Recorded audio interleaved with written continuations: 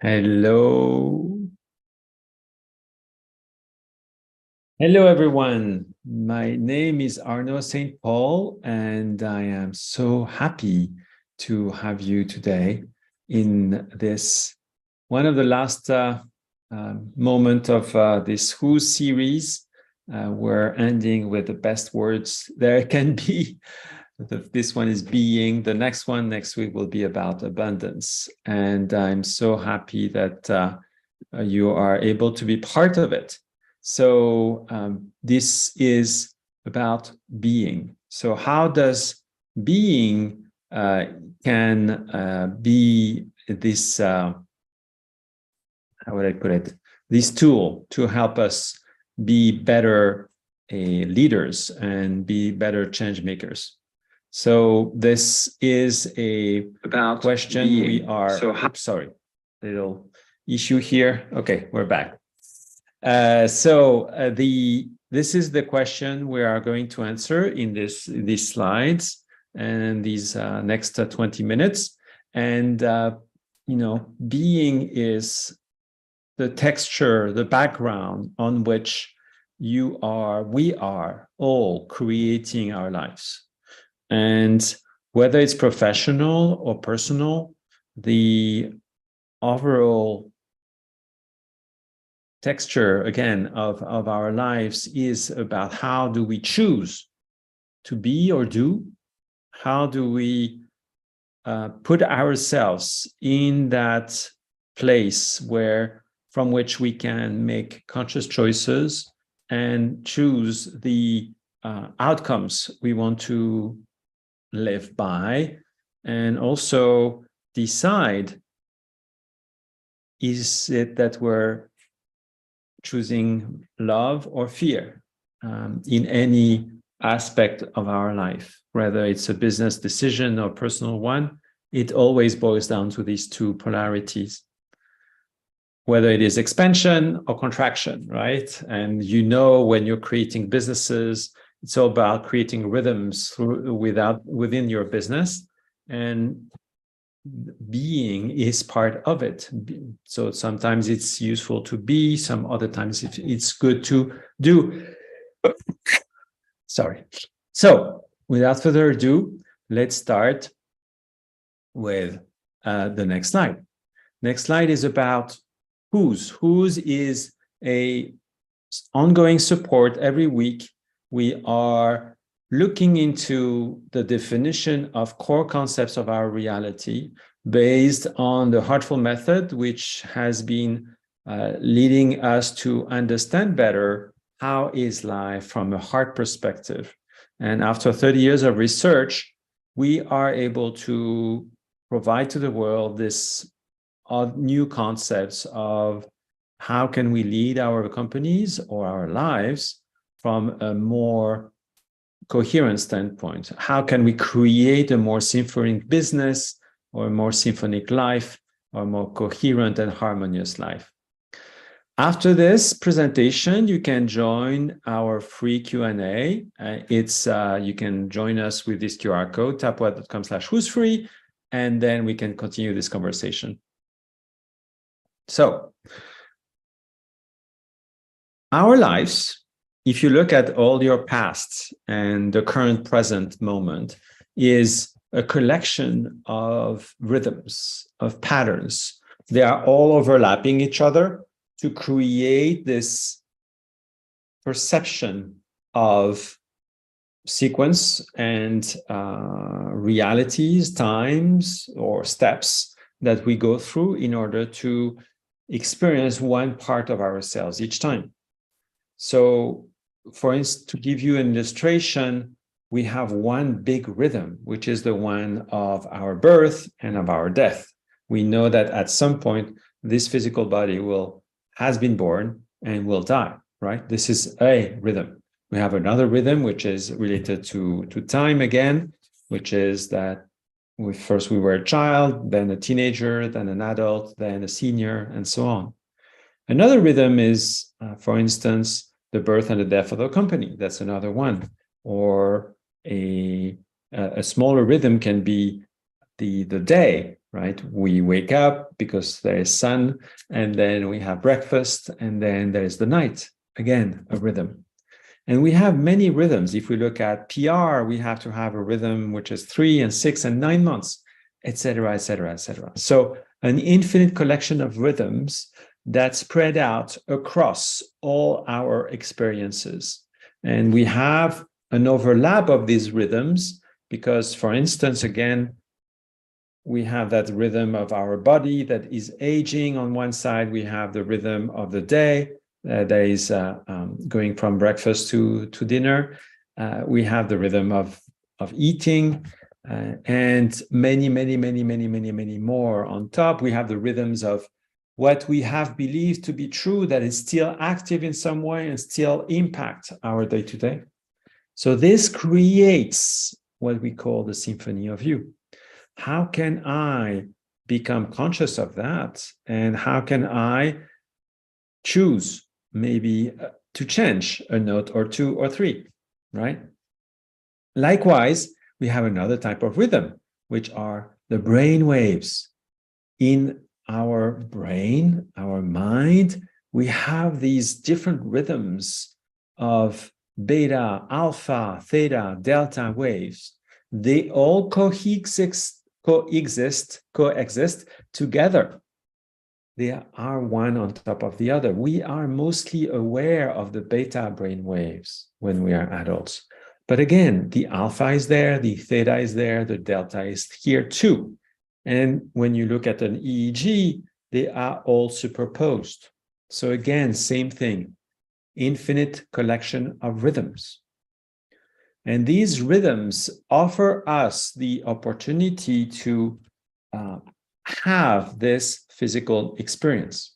Another type of rhythm, to take an example, is the chair on which you sit right now, or the light, or your thought, or your emotion, or your physical body.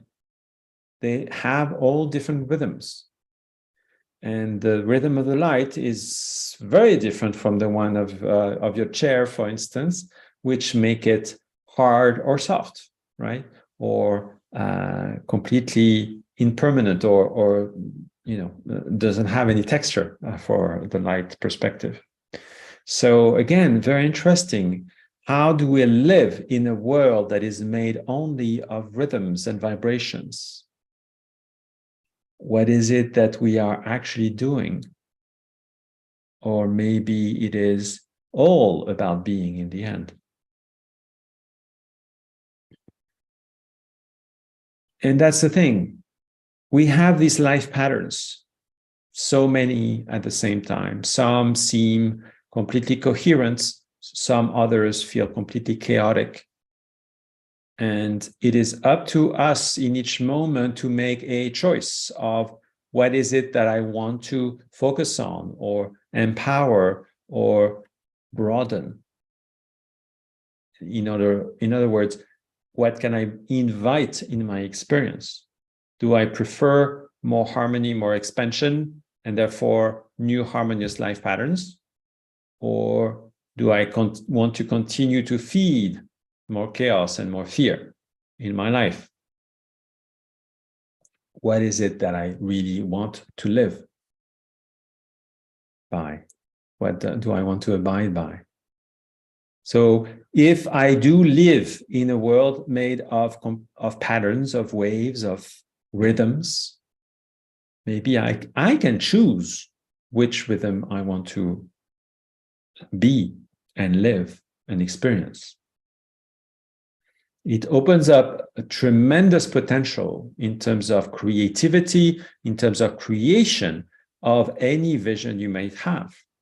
This is really a way to fast track whichever vision you have when you start getting that, and how these patterns, how these different rhythms actually talk to us, because we have a way to understand them and make more conscious choices. So the key here is whether we want and we are ready to make a choice between being and doing. So this slide is a bit or this chart is a bit more complex in the sense that it invites other type of concepts. But in essence, you have at the bottom here, related to earth, the doing. So in matter, what do I do, right? Therefore, it's a lower vibration, which not that it is better or worse. It's just related to the table or the chair, right? So I have to do something about the table or the chair. I can think about something, but that comes from my beingness first and foremost. So where do I want to put my attention?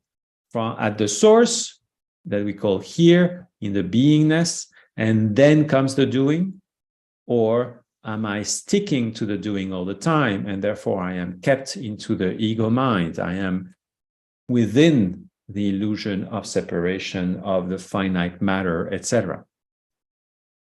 So, same thing. Where do I want to put my attention? My beingness is raptured into the doing, or it is superseding or overarching any doing I may do. Why is it important from a change maker or entrepreneur standpoint or a leader standpoint? Well, you are the leader of your life, whether you are handling a business or not. And as such, if you are abiding by that, therefore, you may want to choose to actually take the right action to be that. And for that, it starts with being. And the doing comes second. So that's a bit the idea here that we're trying to convey. What if we choose to first see and witness and live our experience, our reality from a being standpoint, and then go into the doing, right? Another way of showing the same is this chart here, where we have this I that for it to exist needs these walls of experiencing itself, of self-identification. So identification to the patterns we're talking about, to the rhythms. And then we have self, which is another aspect of ourselves that is completely undifferentiated, infinite. And we have that dance between one and the other. And both aspects are true. Am I in the being here or in the doing here? So again, maybe we want to recognize every moment if I am in a doing or in a being. And that leads us to this thing that everybody knows about, which is awakening the inner child, getting into the simplicity, the very core of our heart, where we actually connect directly with the lower rhythms or lower frequencies of our inner rhythms, in this case, delta and theta. That is where you are. The doing happens more in the alpha and beta, more in the beta than anywhere else for that matter. And so beta is about the outskirts, it's about the reality, it's about how can I physically do something, which is where 99% of us are most of the time. Again, what is our choice? Do we want to be here and live from that space to looking at the outskirts, or the other way around? So do we want to lose our energy in these numerous directions that offer reality, or focus in our own presence, right? And if we stay on the outskirts, we tend to completely repeat unresolved patterns. Across time will show up many times over, the same pattern in different shapes and forms. So throughout our lives, do we want to continue these patterns, these rhythms? Or again, the same thing, like the repeating pattern of night and day, of breakfast to dinner, of ...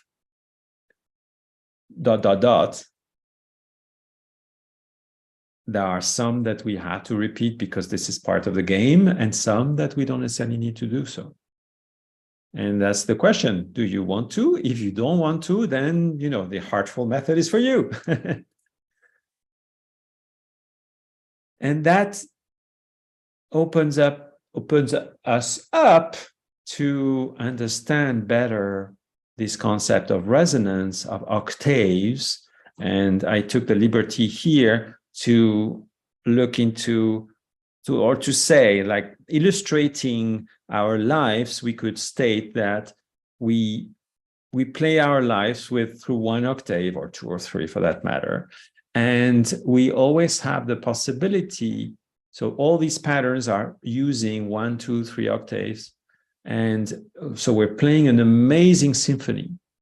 And we always have the option to step up and jump from one octave to another, to have an internal rebirth, so to speak. And by doing so, we get a higher frequency, we get to another plane where the walls of the eye starts to crumble or become more permeable, and open us up to new opportunities, to active fast tracking of our lives. This weekend, we worked with a bunch of CEOs, and they basically saved or fast tracked 20 or 30 years of their own growth patterns. And because they were able to really key in the blockages that they were having and that were not allowing them to be, because this is the power of being. We can, once we are conscious of ourselves, choose with freedom where we want to go. So being is part of it, is to be now. And that being now implies that anything that is in the past or the future, no, we don't need it. What we are looking at is now. It's that where is your energy. It is now. And this now moment is the key to anything you want to build. It doesn't live in the future. It doesn't live in the past. It lives now. How can you do that? How can you choose consciously to be in this moment and create from there? That's the question. So in conclusion, this now moment is always perfect. So it looks bizarre from a mind perspective, because you're going to tell me, but what about this issue and that issue and what happened in the news and so on? Well, the thing is, it's not in this now moment anyway, is it? Is it in your space now? Not really. It is, yes, something that you may invite through thinking about it or through reading something about it. And in that now, it will be, yes, if you choose to, reading it or react to it. But in this now moment, it's not there. So in this now moment, you can say confidently that, and 100% of the people that I have worked with always get to the same conclusion, all is always perfect. Now, in this moment, only in this moment.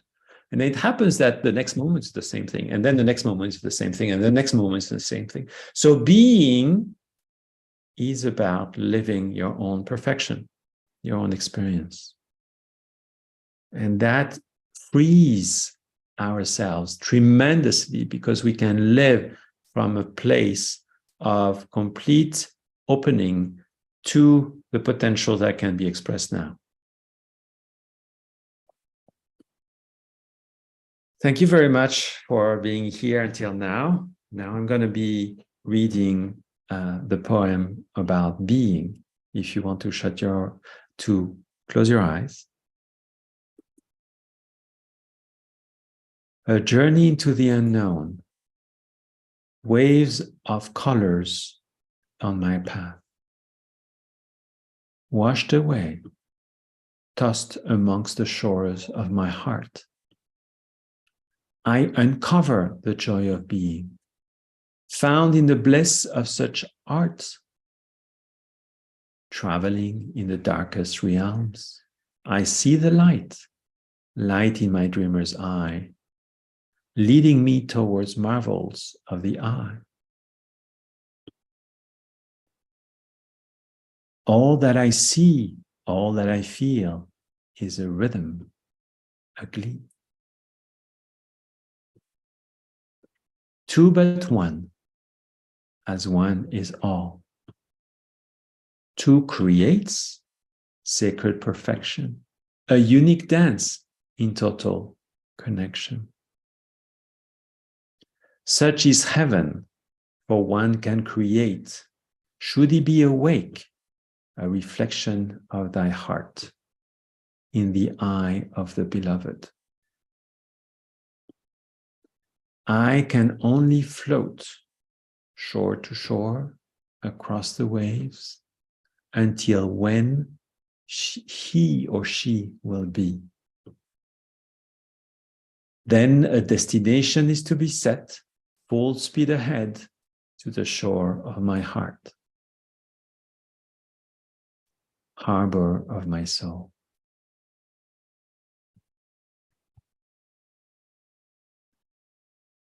This is an excerpt of my book, I is Born, that you can find on tapwad.com/I. And thank you so much for listening.